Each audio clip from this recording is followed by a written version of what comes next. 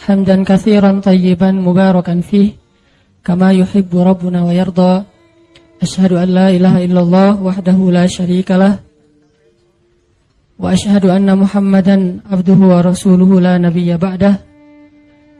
اللهم صل على سيدنا Muhammadin wa ala alihi wa sahbihi ajma'in. Teman-teman yang dirahmati Allah Subhanahu wa taala, sifat dari iman itu fluktuatif. Gak usah iman, perasaan cinta aja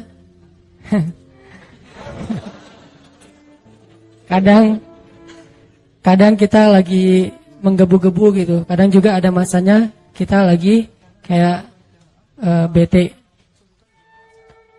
Ketika seorang istri, kalau yang udah punya ya, tetap pakai tanda bintang.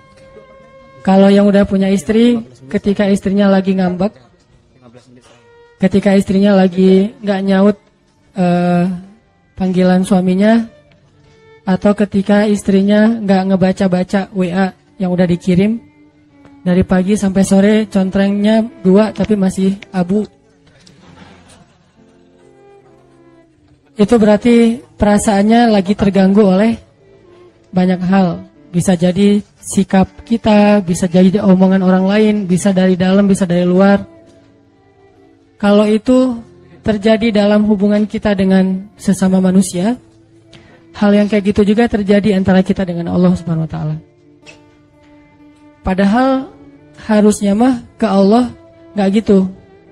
Soalnya Allah nggak pernah ngejailin kita, Allah nggak pernah zalim sama kita, Allah nggak pernah curang sama kita. Cuman mungkin kita sebagai hamba yang bodoh sering salah paham sama Allah, sehingga karena itu hubungan kita jadi kayak terganggu sama Allah. Nah, pertanyaannya adalah gimana caranya biar hubungan kita dengan Allah itu asik terus, hubungan kita dengan Allah itu happy terus. Jadi kalau suami istri itu kayak pacaran terus gitu, nggak mikirin listrik tunggakan udah 3 bulan misalnya ya, nggak mikirin misalnya ada kewajiban apa, cuman mikirin jalan kemana, terus ngapa-ngapain gitu pokoknya. Terus gak usah diperjelas, susah ngomong depan jomblo. Banyak yang harus disensor ini mah. Nah, gimana caranya kita dengan Allah tuh punya hubungan yang selalu excited. Setiap hari itu bangun tidur bahagia. Apalagi bangun tidurnya sholat subuh, walaupun dijamak sama duha sih. Selalu bahagia gitu. Pagi bahagia, malam sebelum tidur WA Allah dulu 100 ayat. Kalau nggak sanggup 100 ayat, 10 ayat deh minimal. 10 ayat baca Quran. Jadi kayak kita sebelum tidur WA dia dulu. Sebelum tidur jangan lupa berdoa nanti biar bisa tahajud, kayak dalam tanda kutip pacaran Islami kata orang. Nah, ke Allah tuh gitu, nge-WA dulu 10 ayat sebelum tidur, terus bangun malam yang dipikirin Allah dulu. Kalau kita kan asal melek yang dilihat handphone kan ya, asal melek handphone, handphonenya lowbat jadi khawatir. Ke Allah gitu gak sih? Ngerasa lowbat di hati kita jadi ada masalah terus khawatir. Nah, gimana caranya kita menjaga semangat hablum minallah, hubungan dengan Allah itu kayak kita ngejaga semangat hablum minannas. Pernah nggak ngerasa grup WA kita sepi aja, nggak ada chat sama sekali? Jangan-jangan itu anggota grup udah bikin grup baru dan kita nggak dimasukin. Itu biasa banget kan kayak gitu, cara ngusir secara halus. Jadi kita nggak dikeluarin, nggak di-kick. Cuman mereka bikin grup baru yang tadinya anggotanya 50 orang, mereka bikin grup 49 orang, cuma kita doang yang gak masuk.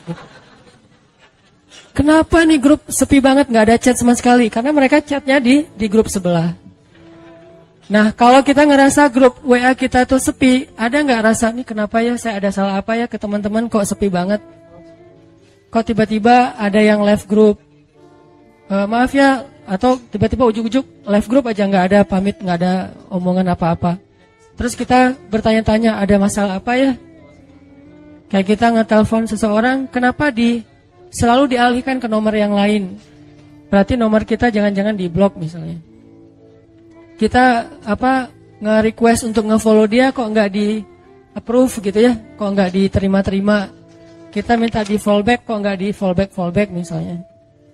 Kita sering mempertanyakan hubungan kita dengan manusia, tapi sering nggak kita mempertanyakan hubungan kita dengan Allah? Setiap hari kita mempertanyakan hubungan kita dengan seseorang, apalagi seseorang yang ada rasanya di hati kita. Itu setiap hari kita pertanyain. Lasin udah lewat sekali, tapi yang saya belum dibaca. Lewat yang kedua kali, yang ketiga kali. Kenapa 3 kali lewat lasin, tapi kok WA saya nggak dibaca aja dilewatin gitu? Emangnya dia yang WA banyak banget? Mempertanyakan. Kalau pas barengan, dia kelihatan kayak agak sedikit kurang bersemangat gitu, kita mempertanyakan, kok kamu gak bahagia bareng dengan aku? Gitu kan. Kita mempertanyakan terus hubungan kita sama seseorang. Apakah kita punya kepekaan yang sama untuk mempertanyakan hubungan kita dengan Allah Subhanahu wa Ta'ala? Dan kalau kita tidak baik hubungannya dengan Allah, gak mungkin bisa baik dengan siapapun. Kalau gak baik hubungannya dengan Allah, gak mungkin kita bisa enjoy ngejalanin hidup kita. Gak mungkin. Sama kayak kita kalau gak baik hubungannya dengan orang yang kita sayangin, yang berpengaruh dalam hidup kita, itu pasti hari itu gak nyaman. Pagi hari misalnya ada sedikit keributan kecil sama pasangan, itu sepanjang hari bete aja tuh. Tapi kalau pagi hari itu dibuka dengan mungkin kata-kata yang mesra, kata-kata yang baik sebelum pergi kerja, misalnya ada kecupan yang halal misalnya kan ya, itu pasti sepanjang hari bahagia. Kalau nggak percaya coba deh. Akad dulu maksudnya, akad, udah gitu coba. Kamu ngapain akad? Cuma pengen ngerasain yang Ustadz Hanan ngomongin. Cuma iseng doang gitu. Ini bahaya. Nah, itu pasti berpengaruh buat hari-hari kita, apalagi hubungan dengan Allah Subhanahu wa Ta'ala. Jadi kalau kita ngerasa kenapa ya saya sepanjang hari bete aja, kenapa ya setiap urusan saya bermasalah, kenapa ya saya kok nggak tenang, kenapa? Halu'a idza massahu syarru jazua wa idza massahul khairu manu'a. Ombang-ambing aja perasaannya tuh nggak stabil, labil banget. Berarti ada masalah antara kita dengan Allah. Sehingga kata Allah, caranya perbaiki illal musallin. Perbaiki hubungan kita dengan Allah lewat sholat. Sholat kita udah benar belum nih? Udah sholat kok, tapi benar gak sholatnya? Jangan-jangan sholat kita sekedar basa-basi doang. Datang, wudunya juga gak sempurna, berdirinya gak sempurna, asal udah beres, pergi. Berarti sholat kita basa-basi. Itu mungkin salah satu penyebabnya. Illal musallin. Terus juga mungkin penyebab lain saya kurang zikir sama Allah, enggak yadhkurunallaha qiyaman wa qu'udan wa ala junubihim. Nah, hari ini kita pengen sharing gimana cara kita menjaga stamina iman, menjaga semangat excitednya dekat dengan Allah Subhanahu wa Ta'ala, supaya hari-hari kita itu selalu bergairah.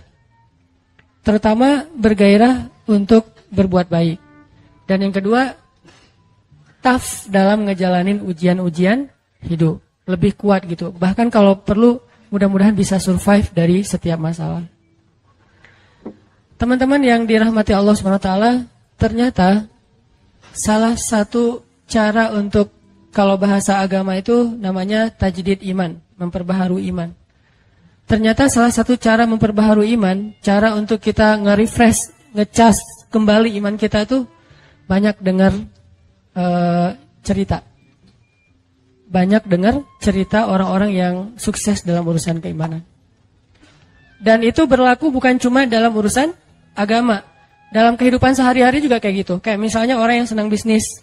Dia kalau dengar cerita-cerita orang-orang yang sukses dalam bisnis kan jadi kayak booster banget ya buat dia termotivasi sukses secara bisnis. Ikut kayak pelatihan motivasi atau ikut seminar yang motivatornya, trenernya cerita tentang siapa gitu, yang sukses dalam setahun meraup sekian miliar, yang dalam usia 17 tahun sudah punya omset sekian ratus juta. Itu kan bikin kita semangat untuk berusaha, semangat untuk berbisnis, karena dengar banyak cerita orang sukses. Gitu juga berlaku dalam masalah main. Misalnya kita senang main apa gitu, main BMX atau skateboard atau apalah permainan-permainan anak-anak muda. Dengerin cerita-cerita orang yang berhasil ngelakuin satu trik atau apa, itu kan bikin kita jadi penasaran, pengen nyoba. Kayak kalau di surfing itu di laut, dengerin, oh ada yang nyoba spot baru. Di sana tuh ombaknya barrel misalnya, atau apa cerita-cerita tentang menaklukkan satu spot, satu poin ombak, sehingga kita jadi penasaran, aduh pengen ya bisa kayak dia, aduh pengen ya bisa senyaman dia di atas papan, aduh pengen ya bisa seperti dia pas bunny hopnya BMX misalnya, aduh pengen kayak dia ya touring keluar kota. Selalu jadi kepengen karena dengar cerita. Termasuk kuliner juga itu. Di sana ada soto Betawi enak, di sana ada ini ada itu segala macam, bikin kita semangat. Itu juga dalam urusan agama. Dan itu juga yang terjadi dalam urusan cinta. Kita nonton film. Nonton film tuh tentang film Korea lah ya. Putus gitu ya, diputusin. Kan kita penasaran gimana sih rasanya diputusin, kan gitu ya. Bukan rasanya jadian, rasanya diputusin. Kok gua gak pernah diputusin, orang jadian juga gak pernah gitu.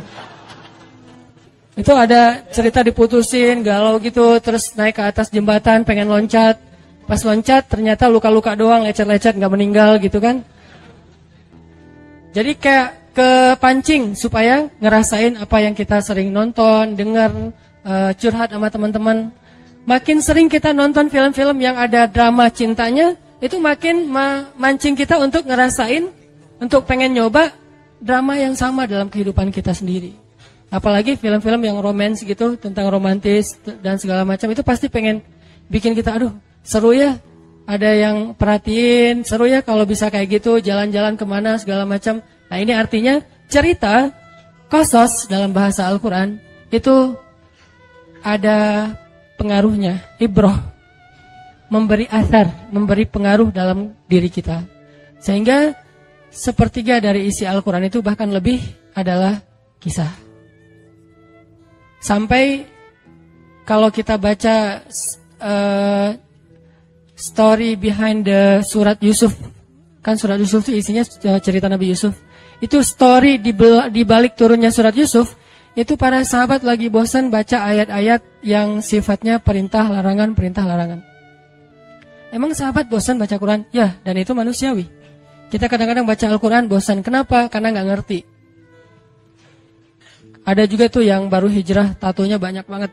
Tapi giliran sholat, yang paling duluan nangis. Soalnya imamnya kelamaan.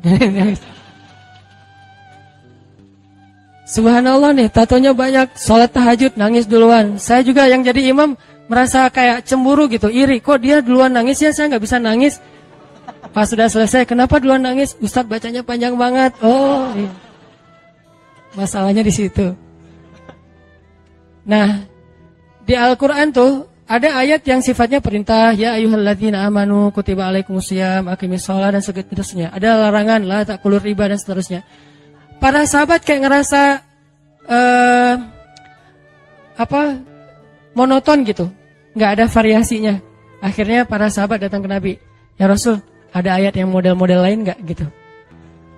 Ayat model gimana? Ya jangan gini-gini aja, pengen yang sesuatu yang baru gitu ya Rasul.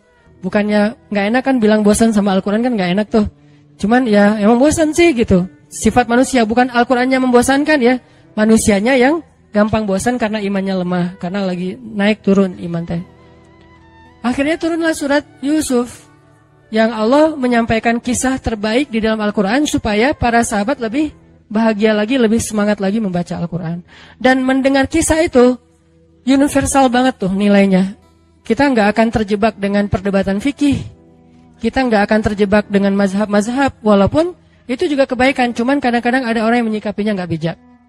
Kalau kisah, insya Allah universal. Semua orang bisa mengambil pelajaran tanpa harus melihat dari mazhab apa, lintas pemahaman, tafsir, segala macam. Enggak. Karena kisah itu sifatnya sesuatu yang bisa diambil pelajarannya oleh siapapun. Makanya hari ini kita pengen dengerin beberapa kisah yang mudah-mudahan bisa mentajdid, mengecas kembali iman kita, dan pulang dari sini lebih semangat lagi dalam beramal soleh. Kalau beramal soleh ke Allah itu ibadah, zikir. Kalau beramal soleh ke manusia itu berakhlak mulia, terutama kepada orang tua. Jangan sampai kita dikenal orang yang baru hijrah, tapi malah disayangkan karena akhlaknya nggak bertambah baik. Harusnya makin hijrah, orang-orang di sekeliling kita tuh kayak makin ngerasa dapat banyak manfaat dari kita, dapat kebaikan dari kita. Ini berarti kita hijrahnya insya Allah sudah on the track. Semakin banyak ngaji, semakin baik akhlak. Jangan semakin banyak ngaji susah senyum. Makin rajin ngaji, makin rajin senyum. Tapi jangan salah senyumnya ya, bahaya. Bahaya. Senyumnya senyum yang ke teman aja, jangan diposting. Pertama saya pengen ngisahin tentang Umar bin Khattab. Umar bin Khattab itu salah satu hobi beliau dengar kisah. Itu yang bikin iman Umar bin Khattab itu luar biasa. Hobinya itu dengar kisah. Kalau ada orang yang menurut Umar kayaknya ini lebih senior, lebih soleh, lebih berpengalaman, Umar langsung duduk. Pak, tolong beri saya nasihat, beri saya kisah. Suka dengar kayak gitu. Suatu hari Umar nemu seorang ayah yang sama anaknya itu apet banget, sama anaknya itu kayak dekat banget, sayang banget ke anak laki-lakinya. Dan nggak sewajarnya kayak gitu, saking sayangnya ke anak laki-laki. Akhirnya Umar nanya, Bapak ada cerita apa dengan anaknya ini? Si bapak ini cerita, ya Amirul Mukminin, saya tuh pernah dulu ketika istri saya sedang hamil, saya dapat panggilan berjihad. Kan di zaman sahabat dulu ada wamil ya, wajib militer. Jadi semua laki-laki harus ikut membela negara. Saya dapat panggilan berjihad. Sedangkan istri saya sedang hamil tua, saya galau. Antara berangkat atau absen nungguin istri ngelahirin. Saya tanya ke istri saya, kata istri saya, Mas kan udah sering ikut jihad. Sekali-kali ini coba minta izin kepada komandan, kepada panglima supaya menunggui istrinya yang mau ngelahirin. Istrinya nggak rela suaminya berangkat. Tapi suaminya berat hati pengen membela agama Allah, membela negara. Setelah istikharah, tanya sana sini, akhirnya suaminya memutuskan saya harus berangkat. Urusan kamu saya serahkan kepada Allah SWT. Akhirnya dia pun berangkat. Sebelum berangkat dia doa. Dia pegang perut istrinya, dia usap-usap sambil dia katakan, ya Allah, saya titipkan bayi saya ini kepada engkau, engkaulah sebaik-baik yang menjaga. Berangkat nih. Berangkat beberapa hari kemudian dengar kabar istrinya meninggal dunia. Dia langsung minta izin, diizinkan pulang lagi ke Madinah. Sampai di Madinah dia lihat rumahnya kosong, dia cari kuburan istrinya. Pas dia pergi ke kuburan istrinya, dia melihat kuburan itu ngeluarin asap. Kayak ada yang dibakar di dalam kuburan teh, ngeluarin asap. Terus Umar nanya ke tetangga, apakah istri saya berzina ketika saya tinggalkan? Kata tetangga, enggak, dia perempuan yang menjaga diri. Apakah istri saya berhutang yang belum dibayar? Kata tetangga, tidak, kalaupun ada sudah kami ikhlaskan. Apakah istri saya melakukan dosa ketika saya tinggalkan, mungkin menggibah atau dukun segala macam? Kata tetangga, tidak, dia perempuan yang solihah. Terus apa masalahnya? Kenapa dia kayak dibakar di dalam kuburnya, keluarin asap dari kubur itu? Penasaran, akhirnya kuburannya digali sama masyarakat. Pas digali ditemukan istrinya sedang duduk di dalam kuburan sambil memangku bayinya, menggendong bayinya. Bayinya masih hidup, istrinya sudah wafat. Padahal tadi peninggalnya belum ngelahirin. Jadi ngelahirinnya di dalam kuburan. Dia duduk gini, dan kalau zaman sekarang pasti udah pada lari ya. Atau masuk ke majalah tertentu gitu dengan judul azab kubur gitu kan. Nah, orang-orang pada heran ngelihat bayinya masih hidup, menangis, dan istrinya duduk dalam keadaan tidak bernyawa. Diambil bayi itu, istrinya dikuburkan kembali. Ternyata istrinya bukan diazab, itu tanda-tanda dari Allah supaya digali kuburannya dan melihat kebesaran Allah. Waktu itu laki-laki ini menangis dan beristighfar minta ampun kepada Allah. Orang-orang heran nanya, kenapa? Apa dosa kamu kok minta ampun? Dia bilang, saya berburuk sangka kepada Allah. Gimana berburuk sangkanya? Sebelum saya berangkat berjihad, saya mengusap perut istri saya katakan, ya Allah, saya titipkan bayi saya kepadamu, engkau sebaik-baik penjaga. Saya enggak mengatakan bayi saya dan istri saya. Karena saya pikir istri saya sudah dewasa, bisa menjaga dirinya. Sedangkan bayi masih lemah dan dia butuh penjagaan Allah. Saya berburuk sangka kepada Allah. Saya pikir manusia bisa menjaga diri, sementara bayi tidak. Orang dewasa bisa. Sehingga Allah hanya menyelamatkan apa yang saya titipkan dan membiarkan apa yang saya tidak. Aku tergantung prasangka hambaku kepadaku. Ana indani abdi bi. Kalau kita tawakal ke Allahnya 100%, Allah nolongnya 100%. Dan ukuran persentase itu yang tahu cuma kita, karena di hati kita itu yang muncul. Ada satu titik keraguan, berarti kurang dari 100%. Keraguan itu memperlambat datangnya pertolongan dan keajaiban dari Allah. Makanya aku tergantung prasangka hambaku kepadaku. Kenapa ada orang di zaman dulu tuh kayak dapat karomah, keajaiban-keajaiban dalam hidupnya. Kayak nggak mungkin terjadi secara logika dan ilmiah. Karena memang dia yakinnya ke Allah itu 100%. Apakah kalau kayak gitu kita nggak perlu ikhtiar? Perlu, tapi ikhtiar nggak ada hubungannya dengan keyakinan. Ikhtiar itu hubungannya dengan kewajiban. Allah yang suruh ikhtiar, tapi yakin berhasil apa enggak, itu urusan yang kedua. Urusan hati antara kita dengan Allah Subhanahu Wa Taala. Kayak kita minum obat. Tentunya kita harus beli obat yang paling bagus, dokter yang paling recommended, yang spesialis. Oke, itu ikhtiar. Tapi kalau sampai hati kita terlibat dengan ikhtiar itu, meyakini bahwa kalau ini pasti sembuh, kalau ini kayaknya nggak ada harapan, soalnya dokter juga nggak ahli, berarti hati kita sudah terpaut dengan makhluk dan berarti sudah berkurang yakinnya kepada Allah. Saat itu kita tidak akan melihat keajaiban. Yang terjadi dalam hidup kita saat itu apa? Hal-hal yang ilmiah. Kenapa kita hanya ngalamin hal-hal yang ilmiah? Karena kita yakinnya kepada hal yang ilmiah. Kenapa ada orang yang ngalamin hal-hal yang sifatnya miracle? Karena dia yakinnya kepada mukjizat. Yakinnya kepada aun atau pertolongan dari Allah Subhanahu Wa Taala. Jadi bukan kita tidak berikhtiar, ini bab a'malul qulub, amal hati. Apakah hati kita yakin gak sama Allah Subhanahu Wa Taala? Dan Umar mendengar cerita itu semakin yakin sama Allah. Makanya nanti muncul kasus di zaman Umar tuh luar biasa. Ini presiden kalau imannya 100% ke Allah, ada masalah di negaranya tuh, dia tinggal bilang ya Allah beres tuh masalah. Jadi di Mesir waktu itu ada musim paceklik sampai sungai Nil tuh hampir habis tuh. Sehingga air sungai Nil nggak mengalir lagi ke ladang-ladang jagung, gandumnya orang-orang Mesir. Dan orang Mesir yang dulunya menyembah anak sapi betina mulai syirik lagi nih. Mulai berpikir, kalau kayak gini mah sama aja.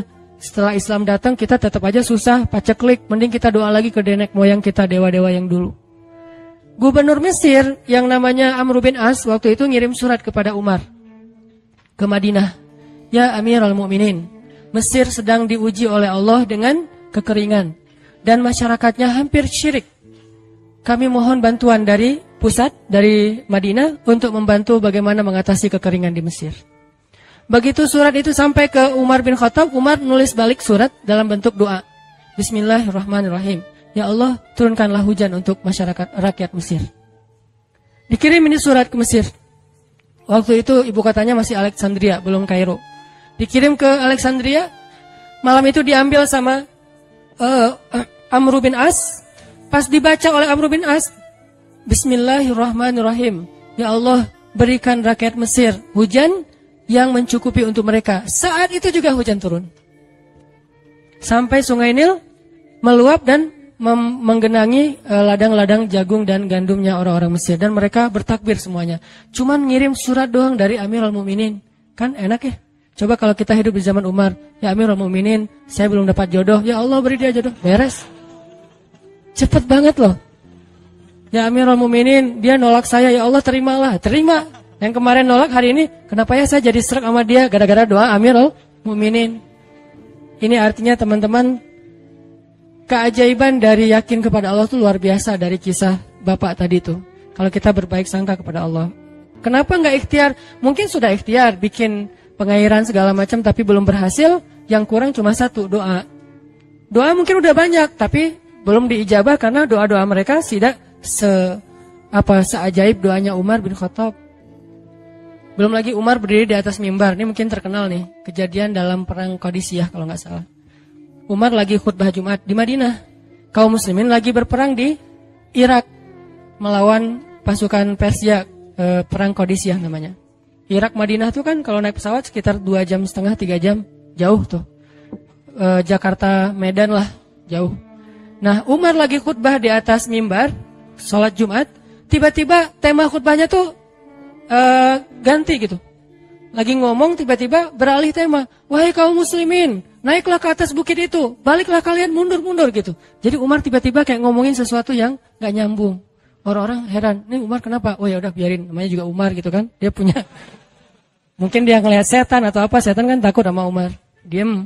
Udah selesai sholat Jumat, pada datang, ya Amirul Mukminin tadi apa yang terjadi? Kenapa Amirul Mukminin ngomong sesuatu yang gak nyambung? Kita juga gak ngerti. Kata Amirul Mukminin, saya ngelihat Allah menampakkan kepada saya pasukan Islam di Qadisiyah yang terdesak, hampir habis dibantai sama musuh. Tapi saya ditunjukkan ke sebuah bukit yang mungkin mudah-mudahan itu jadi benteng untuk mereka berlindung. Saya suruh mereka naik. Orang kan gak langsung percaya kan? Bener gitu terjadi kayak gitu. Kalau Rasul ngomong, mungkin aku naik ke langit, Isra Mi'raj, oke lah, itu aja masih ada yang mendustakan. Ini Umar yang ngomong, bukan Nabi yang dapat wahyu. Orang gak langsung percaya. Selang beberapa minggu kemudian, pasukan Qadisiyah pulang. Jadi utusan mereka pulang bawa berita tentang kemenangan perang dalam perang Qadisiyah. Dia cerita, suatu hari di hari Jumat, kami sedang berperang. Kami terdesak, hampir habis dibantai sama musuh. Udah gak ada jalan untuk berlindung. Tiba-tiba kami mendengar suara Umar. Amirul Mukminin berteriak, wahai kaum muslimin, naiklah ke atas bukit ini supaya kalian terlindungi. Akhirnya kami mundur naik ke atas bukit dan selamat waktu itu. Berarti benar-benar terjadi. Kok bisa? Ya, qadarullah. Ini keajaiban iman mereka. Apakah kita bisa mendapatkan pengalaman-pengalaman kayak gini? Bisa, kalau keimanan kita dengan level yang sama. Kalau nggak selevel yang sama pun, minimal kita nusaddid. Kalau kita tidak bisa sama persis, minimal kita berusaha untuk nuqarib.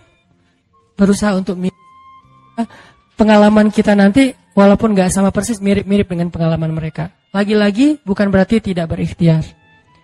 Ini keajaiban-keajaiban yang terjadi. Dan saya juga baru ngalamin kemarin pas saya di seminggu, nggak kurang dari seminggu yang lalu, saya baru pulang dari laut di Batu Karas. Di sini ada teman saya, Agi. Mana Agi? Nah, ini Agi ya. Ini by the way model iklan. Ada deh pokoknya iklan jodoh. Agi ini anak Batu Karas. Agi boleh diceritain? Agi ini anak Batu Karas. Batu Karas itu Jawa Barat, daerah Pangandaran. Dari Bandung kurang lebih 6 jam perjalanan. Kalau lagi ada ombak saya suka ke sana nonton orang main surfing. Nggak main sih, main dikit-dikit tapi nggak jago. Nonton orang main surfing. Ketemu Agi. Agi nggak tahu tuh ya. 2 hari sebelum saya datang ke Batu Karas, dia sakit, kayak demam gitu. Mungkin habis diputusin kali ya. Dia demam gitu, nggak enak badan, pengen pulang. Biasanya kalau nggak enak badan cuma dia tinggal di Jakarta, paling juga di kos-kosan. Tapi kali ini pengen pulang ke Batu Karas banget. Aduh, kenapa ya pengen pulang ke Basroh Batu Karas gitu ya. Batu Karas kayak Basroh gitu. Pengen ke Batu Karas. Pas dia pulang, hari saya lagi mau main tuh, dia diajak sama temen dia, ngojay itu apa? Berenang yuk gitu. Berenang yuk, berenang. Dia ikut, padahal lagi nggak enak badan, tapi pengen berenang. Pas lagi di pantai, saya datang ketemu loh, kayak kenal nih, hitam-hitam ektis gitu. Ternyata ketemu saya, Ustadz Hanan ya, ya wah, kenalan. Ustadz saya tuh ketemu Ustadz kemarin di Maruya pas kajian minggu bulan yang lalu. Cuman karena jamaahnya banyak, saya nggak bisa ketemu Ustadz, nggak bisa salaman. Saya waktu itu membatin. Ya Allah, saya pengen banget ketemu Ustadz Hanan langsung, tapi jangan dalam suasana ta'lim yang rame, langsung berdua. Mudah-mudahan terkabulkan. Akhirnya Agi banyak istighfar sebulan istighfar. Akhirnya terjadilah yang tadi itu. Dia nggak enak badan. Saya juga tiba-tiba ujuk-ujuk. Kenapa ya saya pengen ke Batu Karas? Kenapa ya pengen ke Batu Karas? Ternyata di sana ada ombak. Kan ada Agi. Ketemu aja di Batu Karas. Itu cara Allah menskenariokan. Dan itu terbukti banget loh. Istighfar. Bukan karena saya orang soleh. Dan kita bisa istighfarin siapa aja. Saya pengen ketemu ini, saya pengen. Dan itu ajaib. Kalau misalnya nggak ketemu pun di dunia, insya Allah ketemu dengan orang soleh itu nanti di akhir. Apa ruginya beristighfar dan berdoa? Nggak ada ruginya kan? Ya Allah, saya pengen banget ketemu dengan, misalnya, sebutlah ulama yang paling kita ngefans di dunia, siapa gitu, dengan Imam Sudais. Imam Masjidil Haram. Pengen banget jabat tangan sama Imam Masjidil Haram yang imamin umat Islam seluruh dunia gitu. Tapi kan gak mungkin. Kita umroh, kita haji juga gak bisa ketemu dengan Imam Sudais. Kita berdiri paling depan ya, di dekat dengan Hajar Aswad. Begitu mau sholat diusir tuh. Begitu selesai salam langsung dipagar betis sama askar-askarnya. Susah ketemu beliau tuh, ajaib banget kalau bisa ketemu. Tapi kan nggak ada salahnya beristighfar kan? Astagfirullah, astagfirullah, ya Allah, Sudais, astagfirullah, astagfirullah, Sudais, astagfirullah. Terus aja gitu. Pengen ketemu Sudais. Tiba-tiba bisa aja Sudais datang ke Indonesia, ada seminar apa, mungkin bisa ketemu yang paling logisnya. Atau kalaupun nggak ketemu di dunia, tiba-tiba bangkit dari kubur di sebelah kita. Siapa? Kan kamu sering manggil saya dulu, siapa? Sudais. Sudais yang mana ya? Imam Masjidil Haram, Masya Allah, Syekh, gitu. Dan orang soleh nanti di akhirat, dialah yang salah satu akan menyelamatkan kita dari perjalanan yang sulit. Selain syafaat Rasulullah SAW. Jadi kalau disebut nama Nabi, kita spontan ya, Sallallahu Alaihi Wasallam. Kalau perlu bahkan kayak respect banget gitu. Kalau disebut nama Nabi langsung Sallallahu Alaihi Wasallam, karena luar biasa jasa Rasulullah. Yang jelas selain Rasulullah Sallallahu Alaihi Wasallam, nanti ulama-ulama orang-orang soleh juga bisa nolongin kita di akhirat. Jadi kalau kita doa, ya Allah pengen banget ketemu si Fulan, Syekh Fulan, Ustadz Fulan, Kiai Fulan. Kalau nggak ketemu pun di dunia, pasti ketemu di akhirat. Yang jelas harapan kita nggak mungkin Allah abaikan gitu aja, nggak mungkin. Pasti Allah kabulkan. Cuman Allah kadang-kadang menggunakan cara yang lebih baik daripada yang kita pernah bayangin. Ketemu beliau di dunia paling cuma selfie. Tapi kalau ketemu di akhirat, dibawa selamat di sirat yang panjang, lebih mending mana? Ketemu nih dengan seorang ulama, orang soleh yang kita ngefans banget nih. Pokoknya saya pengen banget selfie sama beliau, ya Allah. Apalagi kalau orang soleh itu followersnya banyak, misalnya 1.100.000.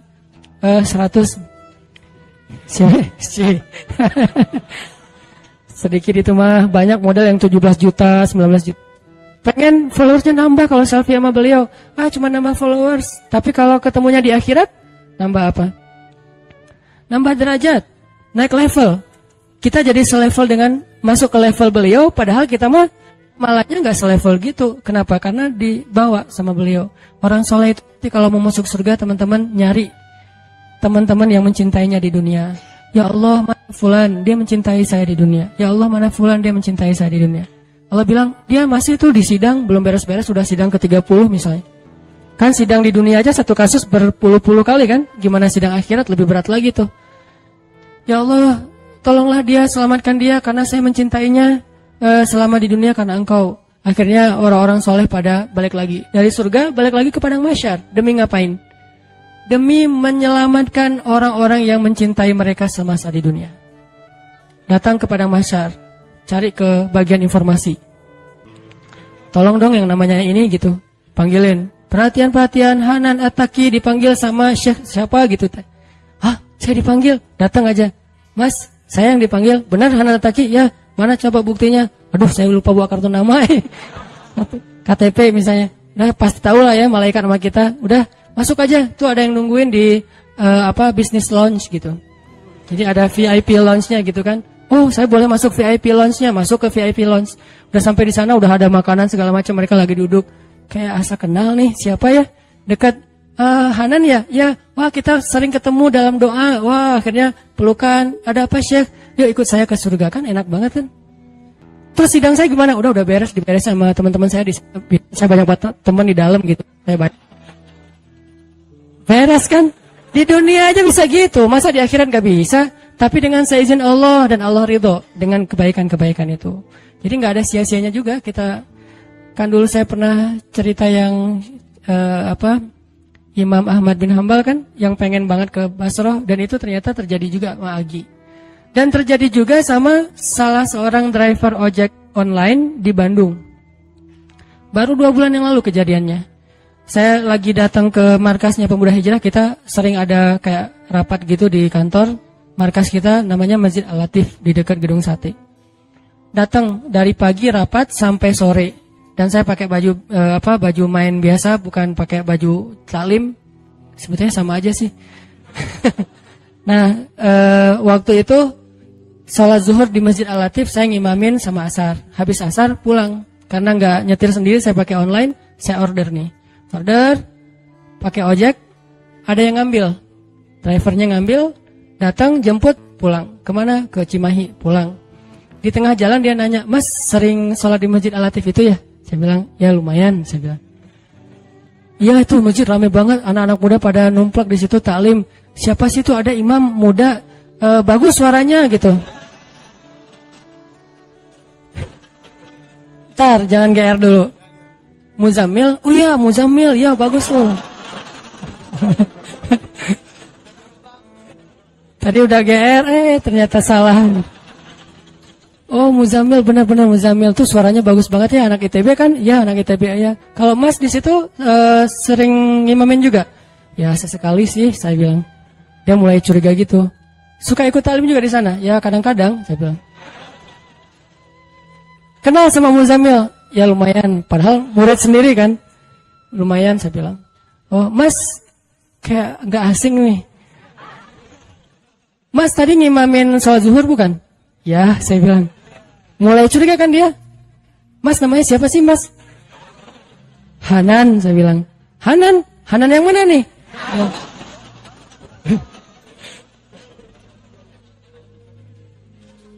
Saya bilang Hanan Taki. Wah langsung oleng dia mah.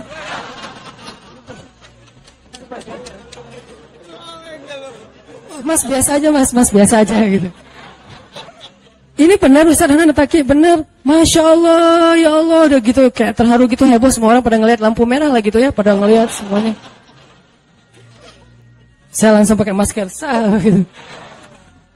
Ustaz tahu nggak Ustaz, saya sebulan ini istighfar terus habis dengerin cerita Imam Ahmad bin Hambal yang ke Basrah, saya istighfar, ya Allah pengen banget ketemu Ustaz Hanan, tapi jangan ditaklim berdua, jadi bisa curhat-curhatan gitu. Ternyata Allah bikin skenario, saya order ojek online, dia ngambil, jadi ngobrol di jalan sampai ke rumah, akhirnya bertamu nggak pulang-pulang. Wah ini luar biasa cara Allah.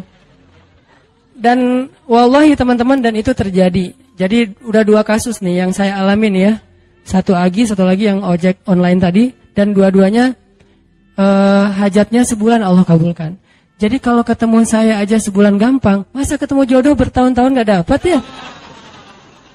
Gimana nih? Istighfarnya gimana nih? Ini terutama buat cewek-cewek nih. Kalau cewek-cewek kan gak bisa nyari, masa cewek kepo gitu kan gak mungkin. Pura-pura follow, nge-like, kok dia nge-like terus yang first like lah gitu. Gak mungkin kan? Cewek kan agak-agak jaim. Ya udah istighfar aja deh. Banyak-banyak istighfar. Tiba-tiba ada yang kesandung jatuh di depan cewek, HP-nya jatuh. Dia pergi, HP-nya nomornya. Nggak penting sih ceritanya. Pokoknya ada ada jalan dari Allah yang kita nggak ngerti nih. Yang jelas bisa. Kita tinggal yakin aja sama Allah, istighfar, Allah yang kasih jalan. Walladzina jahadu fina lanahdiyannahum subulana. Pokoknya kalau kalian bersungguh-sungguh kata Allah di jalan kami, udah kami kasih jalan-jalan keluar yang subul, jamak dari sabil, banyak banget jalan keluar di sisi Allah. Yang penting kita jahadu fillah, berusaha di jalan Allah SWT. Itu kisah pertama Umar bin Khattab. Kisah kedua teman-teman yang dirahmati Allah SWT, yang bisa ngebooster iman kita ke Allah tuh kisah ada seorang ulama namanya Ibrahim Al-Asom. Kalau pernah dengar, beliau disebut Al-Asom itu karena emang beliau orang yang sangat terjaga. Ibrahim Al-Asom ini ulama miskin, pengen haji. Setiap ada orang yang berangkat haji, beliau kayak ngucapin selamat gitu, terus melepaskan. Pas pelepasan jamaah haji, beliau selalu baper, nangis sendiri di pojok rumah. Dilihat sama putrinya, duh, kayaknya ayah pengen banget haji nih, tapi nggak cukup nafkah. Anaknya yang putri yang paling sulung nanya, "Pah, kenapa sih papa nggak haji aja?" Kata Ibrahim Al-Asom, "Nak, kalau ayah haji, terus yang nafkahin kalian siapa? Biaya haji mungkin murah, tapi nafkahnya siapa? Sementara istrinya, keluarganya nggak ada yang nafkahin selain suaminya ini, orang tua." Akhirnya anaknya bilang, "Allah yang menafkahi kami. Berangkatlah wahai ayah, serahkan kami kepada yang lebih baik daripada ayah, yaitu Allah." Terus anaknya nanya, ayah itu pemberi rezeki atau pemakan rezeki?" Ini anak luar biasa nih. Ayah itu pemberi rezeki atau pemakan rezeki? Ayahnya bilang, pemakan rezeki sama seperti kamu dan yang lain. Ya kalau gitu serahkan kami kepada pemberi rezeki. Berangkat wahai ayah. Beneran. Ibu gimana? Udah ibu biar aku aja yang ngobrol sama ibu mah. Biarin ayah berangkat haji. Nanti biar Allah yang jaga kita. Setelah dibujuk akhirnya setuju. Berangkat nih Ibrahim AS. Berangkat. Di tengah jalan berdoa. Ya Allah, saya titipkan keluarga saya kepada engkau. Engkau sebaik-baik yang menjaga, yang memelihara. Saya aja engkau pelihara apalagi keluarga saya. Akhirnya berangkat. Hari pertama nafkah yang disiapin sama ayah mereka masih cukup. Hari kedua, hari ketiga, hari keempat mulai kurang nih. Udah nggak cukup makanannya. Rotinya habis. Cuma ada air putih doang. Korma udah habis. Mulailah ibunya mengeluh. Ngeluh kepada anak yang perempuan. Nih gara-gara kamu nih. Gara-gara kamu akhirnya ayah berangkat. Terus kita gimana? Nasib kita gimana? Dan seterusnya ngeluh. Anaknya nanya lagi kepada ibunya. Mah, ayah kita itu pemakan rezeki atau pemberi rezeki? Kata mahnya, ya pemakan rezeki sama dengan kita, tapi kan tetap harus ikhtiar. Ya udah kalau gitu, pemakan rezeki telah pergi, sedangkan pemberi rezeki terus menjaga kita. Allah kan nggak pergi, yang pergi itu yang makan rezeki. Allah nggak pergi. Jadi tenang aja mah, sabar sedikit. Karena kalau Allah mau ngasih kejutan, Allah biasanya suka ngasih ujian dulu. Kenapa dikasih ujian? Supaya Allah ngelihat kita tuh pantas nggak sih dapat kejutan dari Allah. Ini penting nih ya. Kalau Allah pengen ngasih kita surprise, Allah biasanya nguji dikit. Kenapa diuji? Karena Allah pengen lihat kita tuh pantas gak sih dapat surprise yang luar biasa dari Allah. Kalau kita bersabar, Allah kasih tuh kejutan yang luar biasa. Sabar mah, sabar. Gak lama kemudian lewatlah satu rombongan dari raja. Rombongan pangerannya lewat berburu kehabisan air. Akhirnya ada satu pengawal datang ke rumah Ibrahim AS, ngetuk pintu minta tolong diberikan air. Assalamualaikum, waalaikumsalam. Saya rombongan pangeran, kita kekurangan air, boleh minta air dari sumur kalian? Kata istrinya, boleh, silakan ambil aja sesukanya. Air berlimpah, akhirnya ngambil, dibawa ke pangeran. Sampai di rombongan pangeran ini mereka minum, airnya manis. Nggak seperti air sumur yang lain, kayak dikasih gula gitu, manis banget airnya. Ini air kok manis? Akhirnya pangerannya heran, nih kamu dapat dari sumur mana sih kok airnya kok rasanya manis dan segar gitu. Kayak apa? Es teh manis lah pokoknya ya. Akhirnya manis, segar. Habis makan warung Padang kan, es teh. Akhirnya mereka balik ke rumah itu, tanya ini rumah siapa? Ini rumah Ibrahim AS. Oh, Ibrahim AS selebgram itu gitu.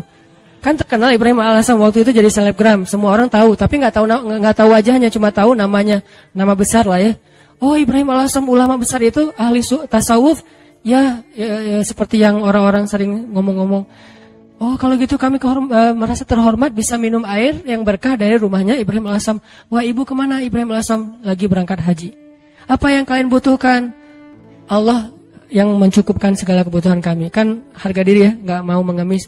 Akhirnya pangeran ini ngomong ke semua menteri, keluarkan semua barang-barang berharga kalian, serahkan kepada keluarga Ibrahim AS sebagai bentuk terima kasih karena udah nolong kita ngasih air. Akhirnya mereka ngasih emas, segala macam berpeti-peti gitu, taruh di rumah Ibrahim AS dan mereka melanjutkan perjalanan. Setelah mereka pergi, anak perempuan ini bilang lagi, Mah, ayah itu pemakan rezeki atau pemberi rezeki? Wah, pemakan rezeki! Allah yang semangat sekarang.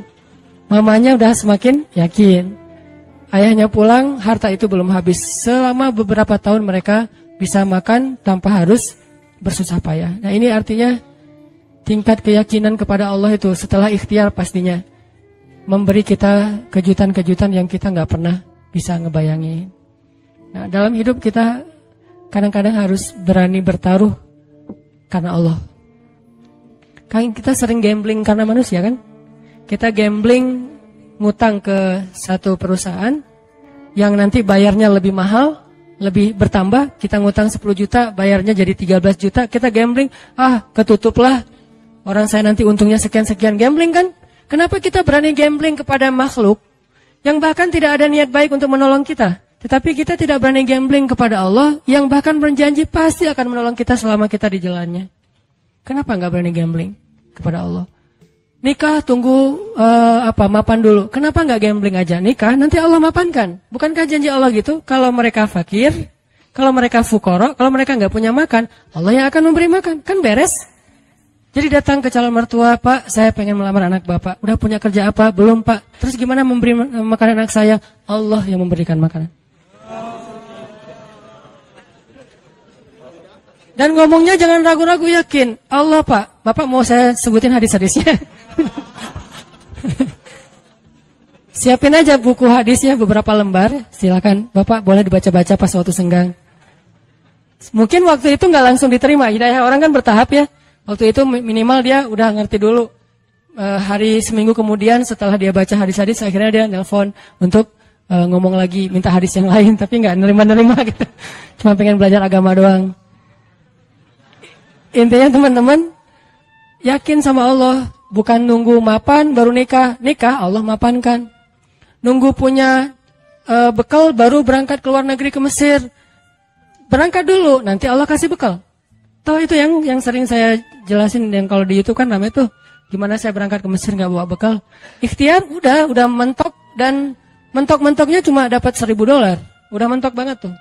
Tabungan dikuras, kemudian ikut beberapa perlombaan supaya dapat hadiah. Memang waktu itu saya nggak ikhlas, pengen juara supaya dapat hadiah, dapat 500.000, dapat 1 juta. Wah, bisa dikumpulin $1.000, habis bayar tiket sama travel. Nggak ada uang sisa sama sekali, Rp1 juga nggak. Kan ikhtiarnya udah mentok nih. Apakah doa pernah mentok? Doa itu nggak ada mentoknya, ada aja terus. Ya udah, ya Allah, saya udah ikhtiar, dapatnya cuma $1.000. Sisanya pasti banyak, cuman ada di sisi Allah, bukan di sisi saya. Ada banyak, cuman di sisi Allah. Allah ghaniyun, Allah maha kaya. Wa ma indallahi khair, dan apa yang ada di sisi Allah pasti lebih baik daripada yang di sisi kita. Allah ngasihnya pas kita butuh. Sekarang saya kan belum butuh, butuhnya buat bayar travel. Ya udah, Allah bayarin dulu buat travel. Kalau buat makan nanti ngasihnya pas mau makan, jangan sekarang. Kita kan sering yakinnya kalau udah ada di tangan kita, bukan di tangan Allah, dan itulah derajat keyakinan kita. Makanya yang terjadi keajaiban dalam hidup kita itu ya gitu-gitu aja. Kita yakin apa yang ada di tangan kita, bukan yakin apa yang ada di tangan Allah. Terus yang di tangan Allah, saya gimana nanti? Ya pas kita butuh Allah kasih. Jadi ibaratnya kita kayak nitipin duit ke orang yang sangat terpercaya, orang tua kita gitu. Atau ke istri. Mah, mama pegang ya, kita lagi kayak traveling berdua nih sama pasangan. Yang, kamu yang pegang duitnya, kasih berapa? 10 juta, jalan ke Bali gitu. Kita khawatir nggak jalannya? Enggak, orang duitnya udah pegang pasangan kita kan. Dan kita percaya nggak mungkin dia duit itu dipakai sendiri. Tiba-tiba dia beli gaun, beli apa, habis aja duitnya. Nggak mungkin, dia paham manajemen keuangan kita. Pas, mah bayarin taksi, keluarin sama dia. Mah bayarin, kasih tips ke bel saya di hotel, bayarin sama dia 15.000, 20.000. Ada terus ketika kita butuh. Gitu juga kita menitipkan nasib kita kepada Allah. Masalahnya cuma yakin. Bukan ada apa enggak, adanya pasti. Yakin enggak, itu doang masalahnya. Sama kayak kita nitip ke pasangan tadi, ada duitnya. Yakin enggak bahwa duit itu nanti akan dikasih pas kita butuh? Yakin. Berarti ke Allah juga harusnya kayak gitu. Bukan enggak ada duitnya, bukan enggak ada hartanya, bukan enggak ada kebaikan dan anugerah itu. Ada banget. Cuman, yakin enggak kita Allah sebaik-baik yang memelihara? Berangkat ke Mesir, butuh makan, baru Allah kasih buat makan. Butuh bayar kos-kosan, awalnya 3 bulan pertama, baru Allah kasih buat kos-kosan. Butuh, setiap butuh Allah kasih. Toh selama saya di Mesir, saya nggak pernah tuh ngerasa kurang dari kebutuhan saya, walaupun nggak megang lebih. Tapi nggak pernah ngerasa kurang. Sama kan? Apa bedanya dengan orang megang lebih? Ya, ada 2 orang nih. Yang satu pegang duit banyak, tapi yang dibelanjakan segitu-gitu aja. Yang satu nggak pegang duit banyak, tapi yang dibelanjakan juga sama dengan yang pegang duit banyak. Bedanya apa? Cuman beda tenang doang ya. Yang satu tenang karena megang duit banyak, yang satu nggak tenang karena nggak megang duit kan? Cuma beda itu doang, padahal yang dibelanjain sama. Kalau nggak punya duit nanti mau beli sesuatu yang mahal gimana? Ya berdoa aja minta yang mahal. Ya Allah, pengennya sih Alphard, duit nggak ada. Kita kan baru berani milih barang mahal kalau kita punya duit banyak kan? Kenapa nggak berdoa yang mahal walaupun kita nggak punya duit? Di situ belajar iman, belajar yakin sama Allah, belajar la ilaha illallah. Saya dulu pas mau beli rumah, memangnya saya punya duit? Yang saya juga cerita tuh, duitnya berapa? Cuma 30 juta. Rumah yang dicari 300 juta. Rumah yang didapat 700 juta. Coba gimana tuh? Logikanya nggak masuk. Tapi yakin aja sama Allah, jalan aja tuh, jalan-jalan, azan asar. Allahu Akbar, Allahu Akbar. Allah Maha Besar. Masuk ke masjid, sholat. Nggak kepikiran juga habis sholat dapat rumah. Kalau kepikiran mungkin nggak dapat kan? Kepikirannya, Allah yang panggil. Nih bos manggil nih. Nggak boleh ditunda-tunda kan? Bos yang manggil, datang. Salat, Habis sholat ketemu jemaah, Ustadz lagi ngapain? Enggak, lagi jalan-jalan. Senyum-senyum malu gitu. Jalan-jalan kok jauh-jauh ke sini, daerah Cimahi pelosok gitu. Enggak, lagi nyari rumah, Pak. Wah, kebetulan Ustadz saya juga lagi jual rumah 700 juta, ada yang minta, saya enggak lepas. Senyum aja. 700 enggak dilepas, apalagi 300. Enggak, Pak, saya nyari-nyari yang kecil-kecil aja, yang 2 kamar buat saya sama anak. Oh, udah Ustadz lihat aja dulu, siapa tahu berubah pikiran. Enggak apa-apa, makasih gitu. Pulang nih, malam dia telepon lagi, Ustadz please besok datang ya. Ini benar ya kata Nabi, kalau kita nggak mencari dunia, dunia tuh ngejar-ngejar kayak memelas gitu, begging ke kita tuh. Bayangin dunia begging. Please Ustadz datang, please Ustadz ambil saya, kata si rumah teh. Rumahnya minta begging ke saya supaya saya tinggal di situ. Ya saya mah orangnya biasa-biasa aja. Karena nggak yakin kalau itu bisa gitu ya. Ya udah karena menghargai dia datang besoknya. Bukan untuk ngelihat rumah, menghargai orang yang meminta. Datang pas ngelihat garasinya muat 3 mobil, makin nggak mungkin. Ada kolam renang anak, makin nggak mungkin.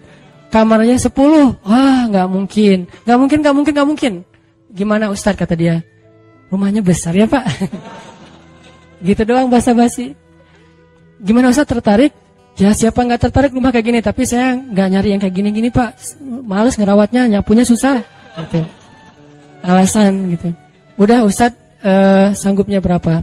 Saya nyarinya yang 300 juta sih Pak. Udah ambil aja Ustadz. 300 juta langsung ambil. Saya baru bilang cuman duitnya 30 juta. Mungkin dia nggak enak juga mau ngomong, Ustadz ngomong dari tadi kayak gitu ya. Saya duitnya cuma 30 juta Pak, boleh nggak saya cari dulu cicilan kemana gitu.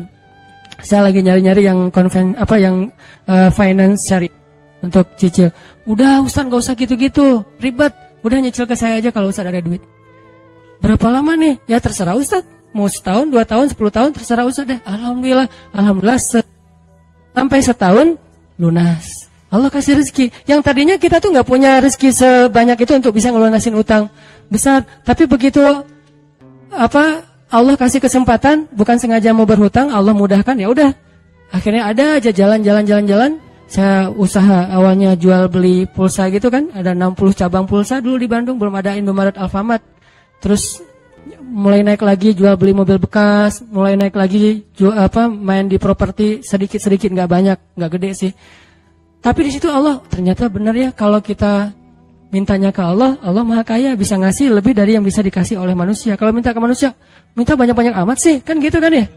Minta ke perusahaan finance, pasti dia minta jaminan. Jaminannya dia akan ngasih maksimal setengah dari harga anggunan yang kita gadaikan.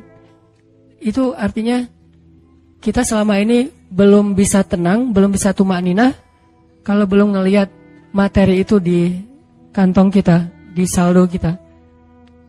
Seolah-olah kalau itu di tangan Allah nggak ada. Itu masalah kita. Masalah kita di situ teman-teman. Seolah-olah kalau masih di tangan Allah itu belum ada. Padahal di tangan Allah itu lebih ada daripada di tangan kita. Kenapa? Di tangan Allah itu nggak akan raib. Nggak ada yang bisa nyolong di tangan Allah. Di tangan kita banyak yang bisa nyolong. Di tangan Allah itu nggak mungkin diambil orang, dicopet, dijambret, nggak mungkin. Di tangan kita gampang banget dijambret. Di tangan Allah nggak mungkin salah ngitung. Di tangan kita gampang salah ngitung. Di tangan Allah nggak mungkin mubazir, sia-sia, salah penggunaan. Di tangan kita mungkin banget salah digunain. Akhirnya mubazir, sia-sia. Artinya apa yang di tangan Allah khair. Wa ma indallahi khair, benar-benar lebih baik. Cuman Allah kenapa nggak nunjukin fisiknya? Karena Allah nggak pengen kita melihat itu dengan mata kita. Allah pengen kita melihat itu dengan hati dan iman kita. Jadi yang bisa mendapatkan apa yang di tangan Allah itu hanya orang yang bisa ngelihatnya dengan iman dan hatinya, bukan dengan matanya. Kalau kita cuma ngandelin mata terus-menerus, berarti yang kita akan alami dalam hidup itu hanya yang terlihat saja. Yang tadi saya bilang logis dan ilmiah, dan itu nggak ajaib. Walaupun itu juga hal-hal aja sih, baik-baik aja buat kita. Tapi kan kita pengen naik level lebih baik, lebih enjoy lagi dengan hidup. Berarti kita harus belajar menggunakan mata batin. Dan mata batin ini adalah iman. Mata batin ini basiroh. Mata batin ini adalah tazkiyatun nufus. Mata batin ini adalah al-qalb. Hatinya. Fikhul qalb. Pemahamannya bukan pemahaman fikiran. Pemahamannya fikhul qalb. Fikhul qulub, difahami dengan hati. Itu teman-teman dalam segala urusan, mau kerjaan, mau skripsi, mau kuliah, mau jodoh, mau apapun, gunakan bukan hanya mata fisik kita untuk melihat kayak nggak ada tanda-tandanya nih. Mungkin di sini nggak kelihatan, tapi di sini Allah yang mendatangkan. Tiba-tiba ada keajaiban terjadi dalam kehidupan kita. Dan saya sering ngalamin yang kayak gitu-gitu tuh sering banget. Termasuk ketika dapat musibah. Kalau kita tahu bahwa kalau kita dapat musibah dan kita ridho, bukan ikhlas ya. Kalau ikhlas kan ibadah. Kalau musibah namanya ridho. Walaupun orang Indonesia suka bilang yang ikhlas ya, bukan yang ikhlas, yang ridho ya gitu. Kalau kita ridho dengan satu musibah lalu kita serahin sama Allah, Allah tuh gantiin yang lebih banyak loh. Masalahnya kita nggak yakin. Dapat musibah langsung panik, langsung putus asa. Harusnya pas dapat musibah tetap kita ikhtiar untuk menyelesaikan masalah kita, mencari jalan keluar, mengambil kembali hak kita. Tapi itu jangan sampai mengalahkan porsi kita meminta kepada Allah gantinya yang lebih baik. Begitu dapat musibah, ini bukan cuma antara kita dengan orang, tapi antara kita dengan Allah. Ya udah, kalau lo curang sama gua, ya Allah beri saya yang lebih baik daripada yang sudah hilang dari saya. Allahumma ajurni fi musibati wakhluf li khairam minha. Langsung Allah ganti. Dan itu janji Rasul. Mana pernah Rasulullah berdusta? Tidaklah orang berdoa dengan doa itu ketika musibah, kecuali Allah akan memberikan gantinya yang lebih baik untuk dia. Tapi kita harus benar-benar yakin dan bijaksana. Maksud bijaksana di sini, jangan mendikte Allah harus seperti yang kita pengenin. Kadang Allah ngasih yang lebih baik, nggak mungkin yang lebih kurang. Minimal sama atau lebih baik, nggak mungkin kurang dari itu. Doa, saya pernah mobil saya diserempet orang, terus orangnya pergi. Saya ini ternyata untuk benerin mobil yang keserempet itu 1,5 juta. Langsung doa waktu itu juga. Pas lagi kena musibah jangan tunggu marah dulu beberapa hari baru doa. Saat itu juga. Allahumma ajurni fi musibati wa akhlif li khairan minha. Orangnya udah enggak ketahuan di mana, enggak bisa ngejar lagi. Tapi saya udah rugi 1,5 juta. Gimana nih ya Allah? Beri saya ganti yang lebih baik. Seminggu kemudian Allah ganti 15 juta. Benar kan 10 kali lipat? 15 juta. Dan itu bukan sedekah, bukan pemberian orang yang kasihan. Allah kasih jalan mungkin lewat usaha apa, lewat penghasilan apa, lewat untung dari mana. Yang jelas halal. Dan itu 15 juta 10 kali lipat. HP saya jatuh. HP waktu itu harga yang punya pertama harga 2 juta. Ada qiyamul lail di masjid markasnya Pemuda Hijrah. Saya bangun jam 2, acaranya jam 2. Jadi udah telat kan. Bangun langsung panik gitu. Orang-orang pada nunggu. Miss call udah 15 gitu, banyak banget. Ustaz di mana aja? Akhirnya panik, wudu. Karena panik pakai baju segala macam, HP jatuh dan kacanya langsung pecah dan gak bisa dipakai. Saat itu juga saya doa, ya Allah beri saya ganti yang lebih baik darinya. Berangkat ke masjid. Paginya Allah ganti dengan Note 5 yang waktu itu harganya 10 juta. Gimana caranya? Allah punya banyak cara, ada aja. Tiba-tiba ada usaha ini yang mungkin untung sedikit, dari sini ada apa, ada yang hadiah atau ada apa. Banyak banget subulana, jalan-jalan. Kami tinggal minta aja sama Allah. Sehingga kalau kita yakin dengan ini, begitu diputusin. Kita adik kakak aja ya, nggak apa-apa. Langsung nih.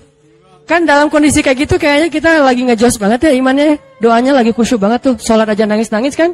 Padahal imam tuh belum baca ayat, kita udah nangis. Allahu Akbar. Takbirnya aja khusyuk, coba subhanallah itu. Kalau lagi diputusin emang gitu banget sih sholatnya. Pernah gak sih ngerasain? Gak pernah ya. Pokoknya waktu yang paling enak berdoa itu lagi habis diputusin. Habis rugi. Pokoknya lagi banyak masalah tuh doanya enak banget tuh. Tilawah Al-Quran baru Alif Lam Mim udah nangis.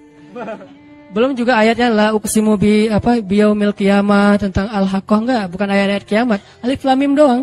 Atau nun nangis, nun doang nangis. Satu huruf gitu ya. Jadi dalam kondisi yang lagi sangat lemah, itu kondisi sebetulnya spiritual kita lagi sangat kuat. Jadi secara fisik atau secara emosi kita lagi lemah-lemahnya, di saat yang sama berarti spiritual kita lagi kuat-kuatnya. Gunakan kesempatan itu. Biasanya kalau emosinya lagi stabil, lagi nyaman, spiritualnya lemah. Seringnya tuh kayak gitu kan. Lagi gak ada masalah, lagi nyaman nih, semuanya kayaknya asik-asik aja. Kita doa juga, Rabbana atina fid dunya hasanah. Ada yang lebih parah, ya Allah samain aja deh dengan yang sebelah gitu kan. Saking malesnya berdoa, doa sholat juga bacanya yang standar-standar aja, Al-Ikhlas. Karena cuma itu yang ikhlas, yang lain gak ikhlas. Tapi begitu emosional kita lemah, di waktu yang sama, spiritual kita langsung kuat. Entah kayak gimana, itu mungkin fitrah manusia ya. Asal emosionalnya lemah, langsung kuat. Dan itu spontan kadang-kadang teman-teman. Saya dulu pernah tinggal di rumah kontrakan di sebelah,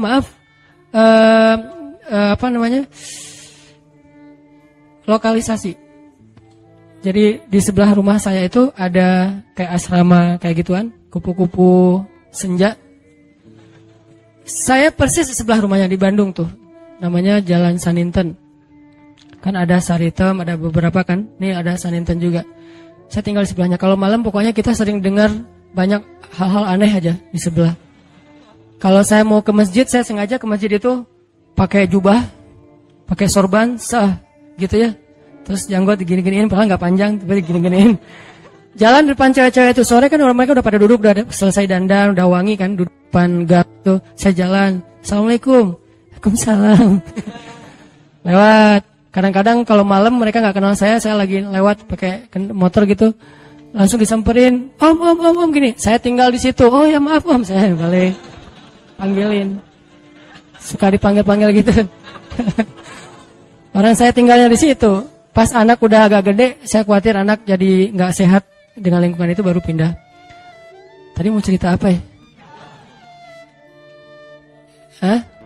Oh ya, spontan ya. Nah, yang punya tempat itu pastinya nggak pernah sholat dan memang preman juga sih, badannya gede.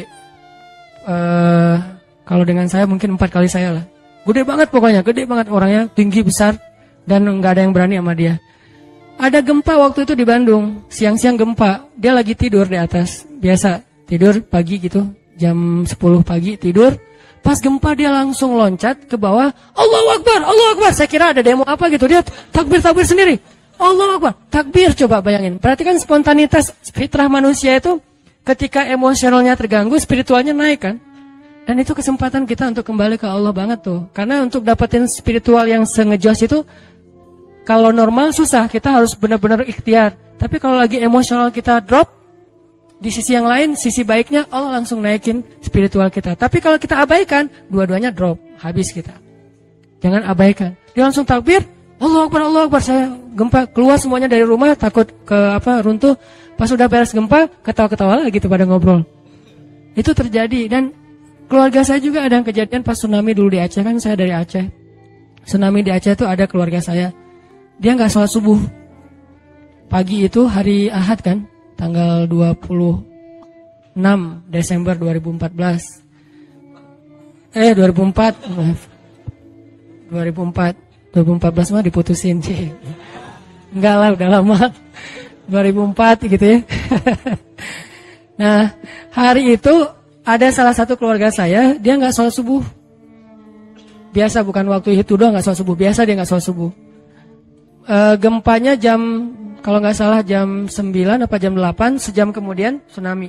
Pas tsunami, dia tuh lari, hilang. Padahal orangnya itu sering berantem, pokoknya jagernya di kampung lah, sering berantem sama orang-orang di terminal. Tapi begitu tsunami dia lari duluan. Adiknya malah ikut lari sama dia, ditarik sama dia lari. Pas sudah di tengah jalan, ingat balik lagi ke rumah karena dia ingat ibu sama kakaknya ketinggalan. Dia pengen nyelamatin ibunya. Kenapa yang satu lari terbirit-birit hilang, yang satu lagi balik? Karena yang satu itu ngerasa banyak dosa. Kalau saya mati hari ini, habis saya nanti di akhirat nih. Dia nggak berani mati. Daripada saya mati tapi belum sholat subuh, lari dia tuh. Yang tadi sholat subuh balik lagi. Nah ini jujurnya ketika spiritual berbicara kan. Mungkin kalau spiritual kita nggak bicara, kita akan sombong, ngerasa apaan sih akhirat, apaan sih tauhid, apaan sih agama, apaan. Tapi begitu ada masalah, yang pertama kita sebut siapa selain ibu kita? Allah, minimal oh my God. Dan itu bentuk dari fitrah manusia bahwa dia masih mengakui Tuhan. Tinggal masalah Tuhan yang mana nih kan itu ya. Tapi masih mengakui Tuhan. Ketika fitrah dan spiritual kita bicara, harusnya kita dengar, dan itulah ucapan yang paling benar. Kalau yang bicara itu emosi kita, belum tentu benar, dia subjektif.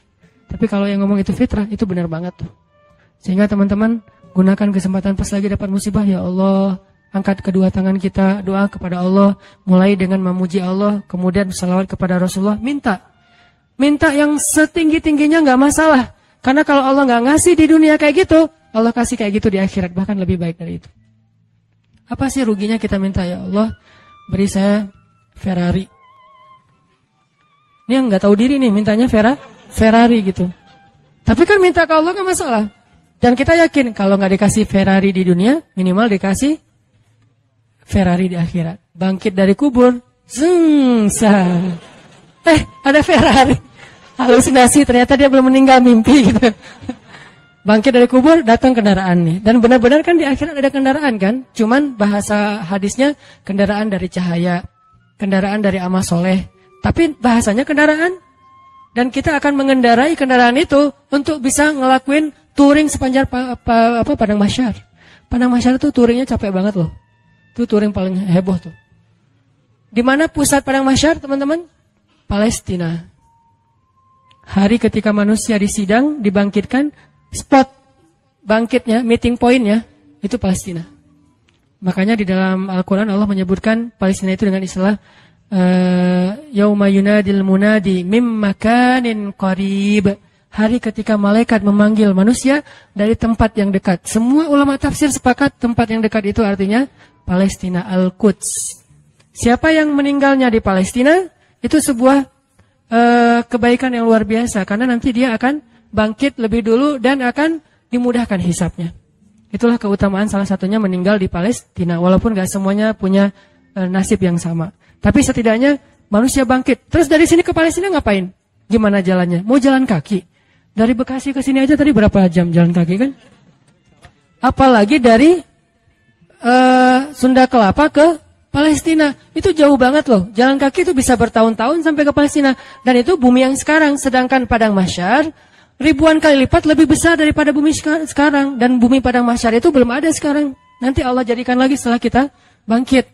Karena Allah berfirman di akhir surat Ibrahim, Yauma tubaddalul ardu ghairal ardi was samawat. Hari ketika earth itu bahasa Arab jadi bahasa Inggris earth. Itu bahasa Arab. Yauma tubaddalul ardu ghairal ardi was samawat. Hari ketika bumi yang lama diganti dengan bumi yang baru. Bumi yang lama namanya bumi yang sekarang, dunia, ardud dunia. Bumi yang baru namanya Ardul Mahsyar, Padang Mahsyar. Ukurannya miliaran kali lebih besar daripada bumi yang sekarang. Karena semua planet, bintang-bintang itu disatuin jadi satu bumi. Dan matahari cuma jadi satu dan dekat banget. Dan artinya jarak kita ke Palestina aja udah miliaran kali lebih jauh dari sekarang. Kalau nggak punya kendaraan terus mau jalan kaki kapan sampainya. Itulah kenapa ada orang di Padang Mahsyar ribuan tahun nggak beres-beres. Kenapa? Jalan doang dari ribuan tahun belum disidang. Harus ke Palestina. Sampai di sana sidangnya juga lama. Belum lagi ngelewatin Sirat. Sirat itu panjangnya dari bumi ke langit. Dan langit terjauh yang pernah ditemukan oleh sains. Berapa miliaran tahun perjalanan cahaya kan? Bukan jalan kaki. Kalau nggak punya kendaraan gimana sampainya ke surga? Jadi untuk bisa sampai ke surga aja teman-teman. Nggak ada kendaraan. Itu mungkin menghabiskan usia kita miliaran tahun loh. Belum sampai ke surga. Terus gimana dong Ustaz? Kita harus punya banyak kendaraan dan kebaikan. Karena cuma itu yang bisa memudahkan perjalanan kita. Itu touring panjang banget. Jadi minta, ya Allah yang kecepatannya berapa ribu kekuatan kuda misalnya. Ferrari. Gimana cara dapetin Ferrari itu? Doa terus menerus. Kalau nggak dikasih di dunia yakin dikasih di akhirat. Kalau saya mah mending milihnya di dunia mah yang biasa-biasa aja. Di akhirat yang luar biasa. Kenapa? Yang biasa-biasa juga di dunia udah cukup buat kita. Tapi yang luar biasa di akhirat itu emang kita butuhin banget. Ya Allah, matanya besar. Hidungnya mancung, alisnya bertaut.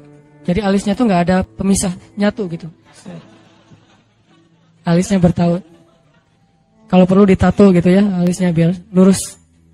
Alisnya bertaut ya Allah, atau kayak pedang gitu. Pedang Ali bercabang. Tingginya sekian ya Allah, kulitnya putih Korea lah. Minta yang sebaik mungkin. Nanti kalau nggak dikasih jodoh kita kayak gitu di dunia, maka jodoh kita yang di dunia itu nanti akan Allah perindah di akhirat. Dan saya sering cerita, di surga itu nggak ada jomblo. Jadi nggak usah khawatir. Tetap ada wedding lah di surga. Dan WO-nya itu para malaikat banget. Malaikat yang nyiapin segala macam. Kita dirias sama malaikat. Nang sini nang, dirias sama malaikat. Malaikatnya tuh yang bagian rias yang keren-keren gitu, dirias udah secantik-cantiknya, rambutnya nggak kusut lagi selama-lamanya, nggak ada cerita aduh keringetan ya, aduh AC-nya mati ya, ternyata ini apa segala, nggak ada tuh di surga. Selalu bahagia.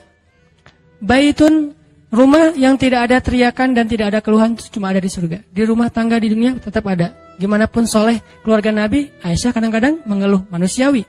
Tapi di surga nggak ada. Nikah di surga. Siapa yang jadi walinya? Allah Subhanahu wa ta'ala. Saya nikahkan kamu dengan perempuan yang soleha ini. Perempuan dunia yang udah jadi bidadari. Dengan mahar surga satu seluas langit dan bumi. Saya terima nikahnya. Nggak ada cerita di surga itu ngucapin akad nikah salah. Itu nggak ada. Sah, kata saksi. Sah nggak ya? Sah nggak ya? Nggak deh. Ternyata saksinya mantan belum bisa move on gitu. Hati-hati cari saksi ya. Jangan mantan. Pasti nggak sah melulu itu mah. 10 kali juga nggak sah. Intinya teman-teman, surga itu didapetin kalau kita benar-benar di dunia ini menggunakan semua kesempatan di sisi Allah SWT. Ada masalah minta ke Allah, ya Allah, doa aja yang sebaik mungkin, nggak ada sia-sianya. Itu beberapa kisah yang mudah-mudahan bisa booster semangat kita beramal soleh dan selalu hadir dalam majelis para ulama. Dengerin taklim itu bukan bebat ya, bukan untuk kita menganggap diri kita paling benar, yang lain salah, kita masuk surga, yang lain neraka, kita petunjuk, yang lain sesat. Bukan. Dengerin taklim tuh untuk apa? Ngecas iman kita masing-masing. Jadi kalau dengerin materi, oh ini teman gua banget nih, ini dia banget nih, ini istri banget nih, ini suami banget. Enggak, ini saya banget. Saya sering banget tuh dengerin taklim yang kayaknya khotib itu kayak ngomongin saya tuh. Kan saya udah 2 tahun ini nggak khutbah Jumat, jarang banget khutbah Jumat, sengaja nggak ngambil jadwal khutbah karena saya pengen jadi yang mendengar. Kalau dulu setiap Jumat khutbah, kalau sekarang setiap Jumat pengen dengerin ceramah. Sering banget tuh pas denger ceramah si khotib itu kayak kenal saya, padahal kita nggak kenal. Yang diomongin saya aja tuh. Ada orang begini-begini lah, saya tuh. Kalau kayak gini dia begini, dia ngomong dan segala macam, dia kadang-kadang membicarakan sesuatu yang dia tidak amalkan. Dah gua banget nih. Terus aja kayak diceramahin seolah-olah satu masjid itu isinya cuma saya sendiri. Gak ada yang lain. Kan kita sering kan kayak gitu ya. Kenapa? Allah yang menggerakkan lisan seorang ustadz, ulama untuk menasehati kita.